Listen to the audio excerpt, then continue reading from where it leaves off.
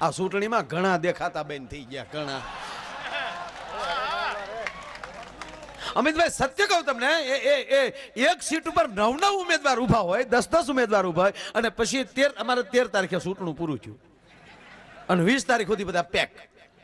પછી એ 20 તારીખ સુધી મેં બહુ વખત કર્યા, ગમે ને ગમે એટલા વાગે ફોન કરો, જાગતા જ હોય.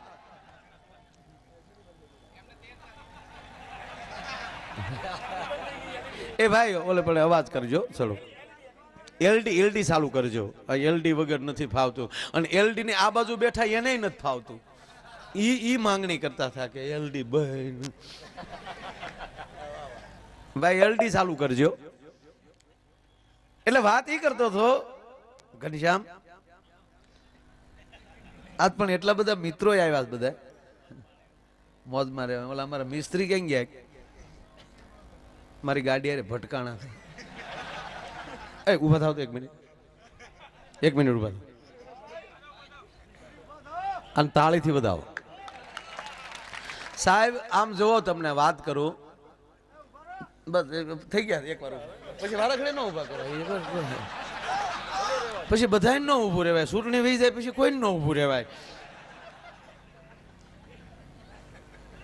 આ વડીલને મેં ઊભા કર્યા ને સાહેબ, મારી ગાડીની સ્પીડ લગભગ 120 ની આજુબાજુ છે. ઓલે વખતે કર્ણાવતીમાં પૂજ્ય મોરારી બાપુની કથા હતી, ત્યારે કથા સાંભળીને હું નીકળ્યો, અને મારા સ્નેહી અમરીશભાઈ ડેર રોડે રાહે ઉભેલા, અને અમારે થોડુંક ઇમરજન્સી કામ હતું, અને એટલી બધી સ્પીડમાં જતો હતો, અને અંદરના રસ્તામાં આ ભાઈ કેમ આવ્યા, અંદરનો રસ્તો કોઈ સામે સામે ને અંદર, અને એ ભડાકો બોલ્યો, તે મને ખબર પડી કે આપણે અરે કોક ભટકાણું. આ સત્ય, નરું સત્ય સાહેબ. આ બેઠા છે ને કહું, આ તાજના સાક્ષી છે ને પોતે જ. સાહેબ એનું હેલ્મેટ ફાટી ગયો હતો, મારી ગાડીનું બોનેટ અને આગળનો પંખો ભેગું થઈ ગયું હતું, એનું બાઇકમાં કાંઈ લેવાનું નહોતું નીકળતું, અને એ કેટલા ફૂટ કૂદ્યા એને ખબર નથી. મેં જોયા 15 ફૂટ માણા આમ પસડાના. અમે ઉતરીને એને ટીંગાટોળી કરીને એક ઝાડનો સાયો હતો ને દિવાલનો ટેકે અહીંયા બેહાડી દીધા. એ પોતે બેહોશ હતા. બધા કે આપણે 108 બોલાવીને કાંઈ કોઈને બોલાવાના. રોજ સંતોના ગુણગાન ગાઈને રોજ માને યાદ કરી, આજ નહીં વારે આવે, અને આપણે આબરૂ જવા દે એમ લાગે તમને સાહેબ? આ માણસ બેઠા હતા, લગભગ 15 થી 20 મિનિટ એની આંખું બંધ, અમે એની સામે બેઠા, કાંઈ નહીં, અમે એની સામે. 15 મિનિટ પછી એણે આંખ ખોલી, મારી સામું જોયું. આ અમદાવાદની વાત કરું, કર્ણાવતી ક્લબની બાજુના રસ્તાની વાત કરું સાહેબ, એનાથી 1 કિલોમીટરની આજુબાજુની વાત. અને એણે આંખ ખોલીને સીધું મારી સામું જોઈને કે માયાભાઈ. મેં કીધું હા ભાઈ. મને કે ભગવાને કેવી રીતે આપના ભેગા કર્યા? કાં ભાઈ બીજી કાંઈ લાગ્યું?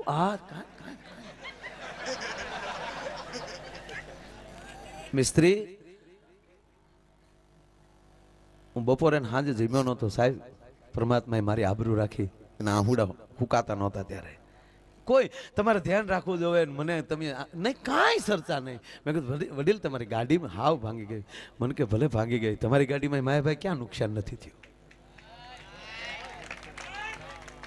અમારે કનકેશ્વરી માની કથા હતી ત્યારે માયાભાઈ અમે તમને ફોન કરેલો, આપણે ફોન પર મળ્યા હતા, તમારી તારીખ ખાલી નહોતી. પણ આજ ભગવાનને આમ મેળવવા હશે ને તો તમે એટલી સ્પીડમાં જતા હતા ને તોય મેળવવા માટે ભગવાને રોકવા માટે કદાચ આપણને ભેગા કર્યા છે. આ જા થાય જે થાય એ પરમાત્માની કૃપા. જે સમજતો હોય ને સાહેબ એનો કદી વાળ વાંકો ન થાય છે. નકર હગા મોટા બાપુના છોકરાને ગાડી અડાડો તોય 2 લાફા માલે, બ્રેક મારો, બ્રેક મારો.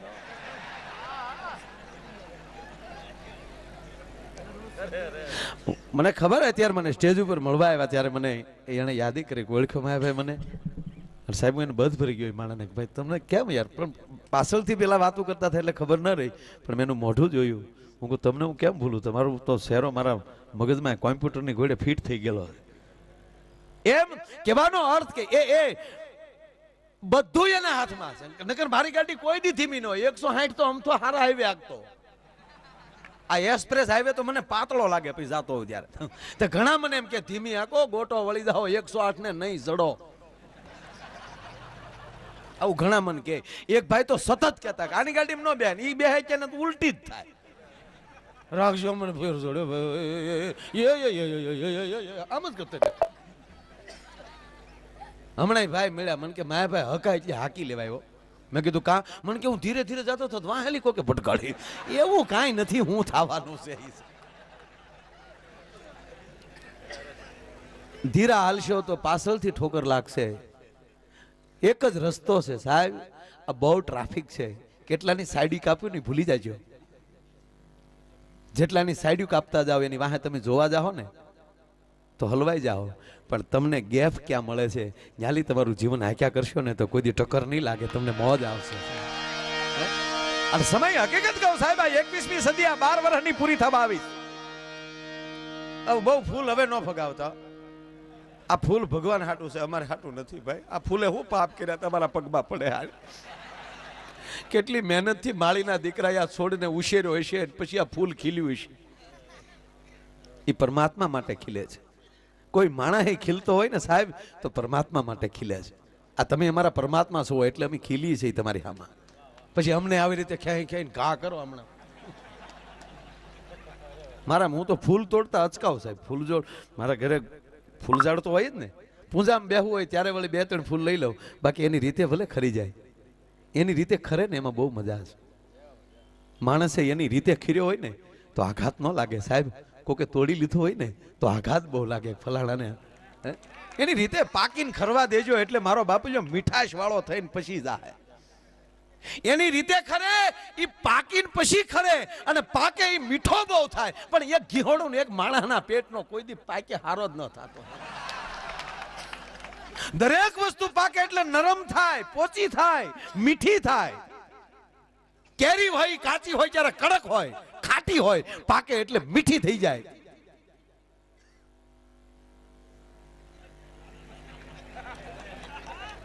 એક માણસ ને ઘીહોડું જેમ પાકે એમ બરડ થાય ને રગુ બહાર નીકળે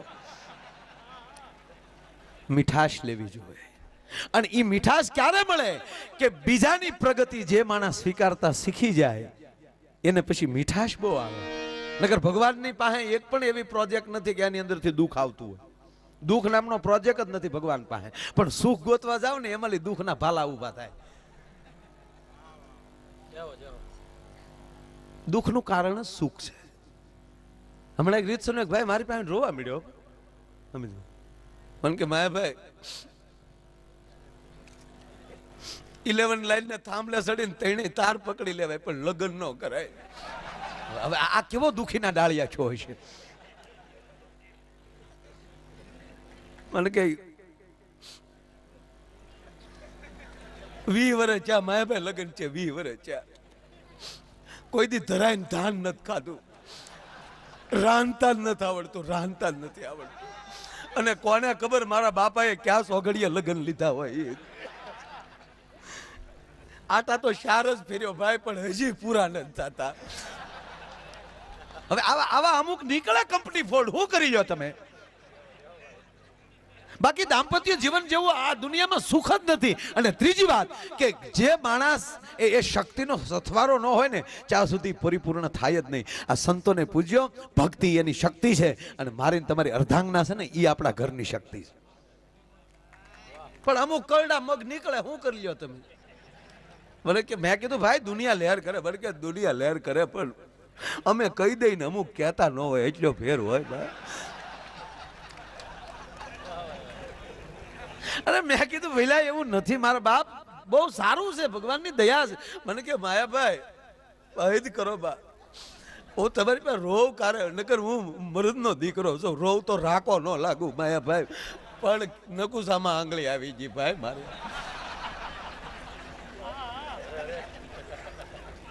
મને કે 20 વર્ષ ચા કોઈ દી ગોળ રોટલી મારા ઘરમાં નથી બન્યો માયાભાઈ કોઈ દી એમ નથી ચૂક પૂનમના સાંધા જેવી ફૂલકા બની રોટલો કરે તો ભાચ્યું નથી પડતી ભમરા પડે ભાઈ અને રોટલી વણતા વણતા જે દેશને યાદ કરે ને દેશનો નકશો જ થઈ જાય છે એવી તો આર્ટિકલ છે ભાઈ અને શાક તો એવું બનાવે જાણે મીઠાના શાકમાં બટેટાનો વઘાર પડ્યો હોય તમને દાંત આવે પણ ભાઈ દાળ પીવતા મને એમ થાય કે હું જાણે એડિયું પીતો હોઉં.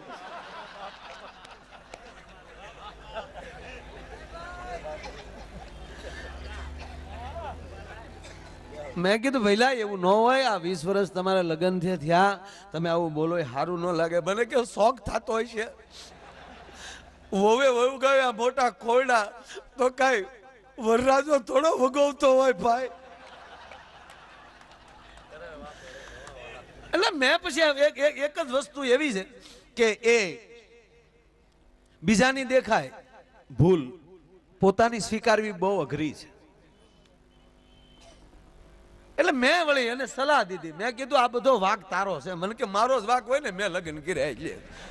મને કીધું એમ નથી કેતો ગાંડા, પણ એ દીકરી પરણીને તારા ઘરે આવી ત્યારે તે થોડીક આમ ડારા ડફારા કર્યા છે કે રસોઈ હારી થાવી જોવે. મને કે હા એવી ઝળક્યું ને ખાઈ ગયેલી. હું તે હેઠો બેસતો હતો, ઝળક્યું નો દીકરો હતા. એ તારી માં ઝસકી ગઈ. જ્યારે રાંધવા બે ત્યારે એ યાદ આવે કે રસોઈ હારી થાય કે નહીં, એમાં બગડે છે. વખાણ કર 2-3 દી જેવું હોય એવું. અને હવે તો ભગવાનની દયા છે, જોઈને સંબંધ થાય. નગર પેલા ક્યાં જોઈને સંબંધ થતો. ઝાલા બાપુ વડીલો જે સંબંધ કરતા ફાઈનલ જોવા કોણ જાતું. રામ રામ કરો. એ તો ઘરે આવીને ઘૂંઘટ ખોલ્યા ત્યારે ખબર પડી કે આ આપણા ભાઈ ગુલો રાણી બાદશાહ જે હોય. આપણા સુરતના બહુ મોટા ઉદ્યોગપતિ છે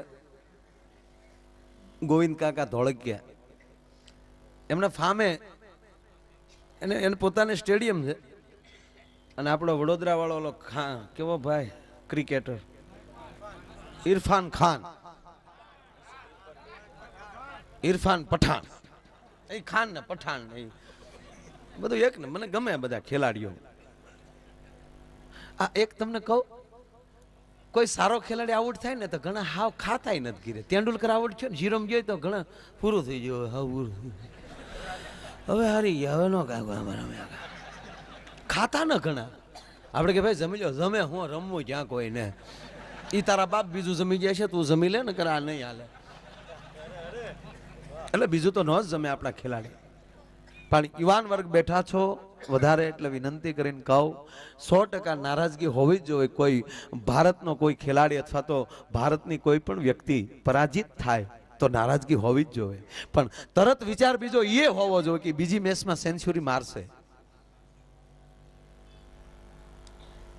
પણ જેટલી ક્રિકેટની ચિંતા કરીએ ને એટલી ચિંતા મારા તમારા હિમાળા હાચવીને બેઠેલા મારા મિલિટરીના અને પોલીસના યુવાનો સાહેબ એ જેથી ઘાયલ થાય ને તેથી મારો દેશ હુવો ન જોવે કે ઓલો તો બીજી સેન્ચુરી મારી શકશે પણ આવો જનનીનો જાયો આ ધરતીને પાછો મળશે કે કેમ. હે બાવલિયા, અમારી વધારાની શક્તિ અમારા હિમાળા હાચવીને બેઠેલા અમારા યુવાનોને આપી દેજે મારા બાપ. બાકી તો અમે ખીસડું ખાઈને રાતે હુઈ જઈએ. અમારે ક્યાં અમારે શક્તિ નાખવા જાવ છે.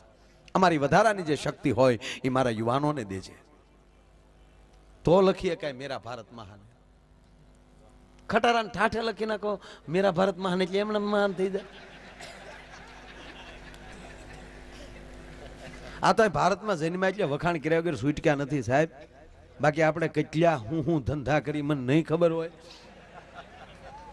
આ ચૂંટણીમાં જે ખર્ચો થયો ને ચૂંટણીમાં અમિતભાઈ, ગુજરાતના ચૂંટણીની અંદર મત લેવા માટે અમુક માણસો એટલા રૂપિયા બગાડ્યા ને એટલા રૂપિયો ભારતના ગરીબોને દઈ દેવામાં આવે ને સાહેબ તો એક પણ મારો ગુજરાતનો એક ગરીબ ન રહી શકે સાહેબ. એટલા રૂપિયા હાંઠડા ખાઈ ગયા. હાંઠડા લડી જ લેવું જ કોણ ના.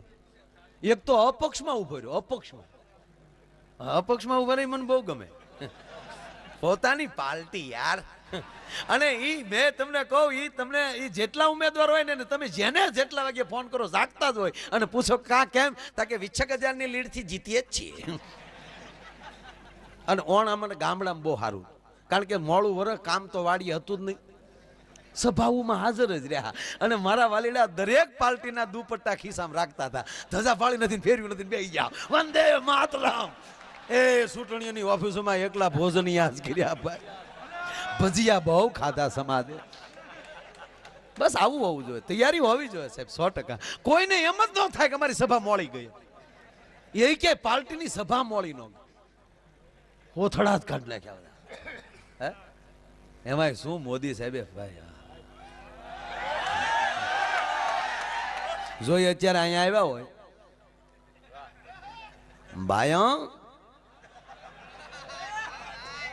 ગુજરાતની 6 કરોડ જનતાએ નિર્ણય બરાબર લીધો છે બેનો ભાઈઓ. આ નરેન્દ્ર મોદીનો વિજય નથી બેનો ભાઈઓ, મારા ગુજરાતની જનતાનો વિજય છે બેનો ભાઈઓ. બજરંગદાસ બાપાના સાનિધ્યમાં આવ્યો છું ભાઈઓ, તમને વધાઈ દેવા માટે આવ્યો છો, તમારો આભાર માનવા માટે આવ્યો છો. ફરીવાર 5 વર્ષ માટે તમારા સેવકને તમે સેવા કરવાનો મોકો આપ્યો છે બેનો ભાઈ. એમાં બેનું બેઠી હતી કે મારી જશોદાવો આમ હાલે અમને જશોદાવો.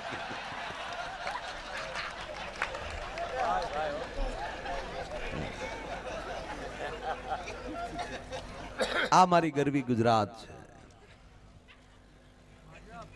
સંતોથી લબોલબ ભરેલી ભૂમિ,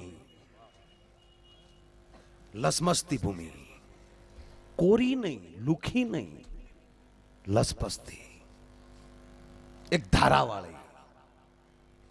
પણ કોક કોક હોય એમાં દુખી ડાળી, તેમાં કે આમ કે એમ નો માન લે દુનિયા દુખી હોય એમ. આપણને વીસી કડે તો આખા ગામને વેદના થતી છે, આપણે આંગળી અડાડી વીસીને માર્યો ડંગડો આ ચકરીને ઊભું કર્યું. એમાં અપક્ષમાં વાળા મને બહુ ગમે સાહેબ. એક જણો તો તમને કોઈ અપક્ષમાં ફોર્મ ભર્યું અને ખુલ્લી જીપ દાદા એ પ્રચાર ભૂકા કાઢ નાખે એવો કરે. પણ અમિતભાઈ ગામડામાં રખડે ધૂળ્યું ખાઈ ખાઈને ગળું થઈ ગયેલું ધોહરા જેવું, અને છેલ્લા 4-5 દિવસ તૂટી જવાનો સમય ભરતસિંહ, અને ભાષણ ચાલુ કરે, ભારત માતા કી વંદે માતરમ. ભાઈઓ તથા બહેનો, તમારા ગામમાં મથાટો આવ્યો છો ભાઈઓ,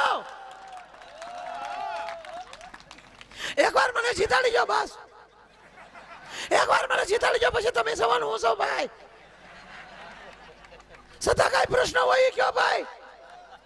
પ્રશ્નનું કીધું તો એક ભાઈ ઉભો થઈને કીધું બીજો કાંઈ અમારા ગામમાં પ્રશ્ન નથી, પણ તમારા બાપાના દાઢીના 2 રૂપિયા બાકી છે ભાઈ. એ ભાઈ એક ગ્રાન્ટ આવ્યા પછી ની વાત છે ભાઈ,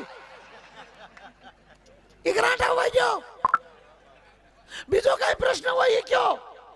બીજા પ્રશ્નનું કીધું તો એક વડીલ ઉભા છે અને કીધું બીજો કોઈ પ્રશ્ન નથી વડીલ અમારા ગામમાં. અમારા ગામમાં એક જ પ્રશ્ન છે, શમશાન નથી. બસ એક શમશાન. મને એકવાર જીતાડી ગયો ભાઈઓ, એક શમશાન નહીં. હું વચન આપું છું તમને, ઘરે ઘરે શમશાન નો બનાવી દો તો મારું નામ ગુગલો નહીં. ગામે મોત નો દીધા માર્યો, આને તો ટાળી ગયો. એ તારું બાપ માપમાં બોલ, તારી વાણીમાં વિવેક રાખ. સોટી હું પીડ્યો, ઉપાડો હું લીધો છે. હા એમ આયે બિચારો રોવા મળ્યો. મેં કીધું મેં વળી સલાહ દીધી, મેં વખાણ કર્યું. રોટલી સારી ન થતી હોય, શાક સારું ન થતું હોય, પણ એ તે ડારો આપેલો છે એટલે બિચારી ઝસકી ગઈ, એના વખાણ કરી. અને એક નરું સત્ય છે, શબ્દશાસ્ત્રનો નિયમ છે અમિતભાઈ, કોઈ પણ માણસને અઘરામાં અઘરી બીમારી હોય અને ડોક્ટરોએ ના પાડી દીધી હોય કે હવે આની ઘરે સેવા કરો,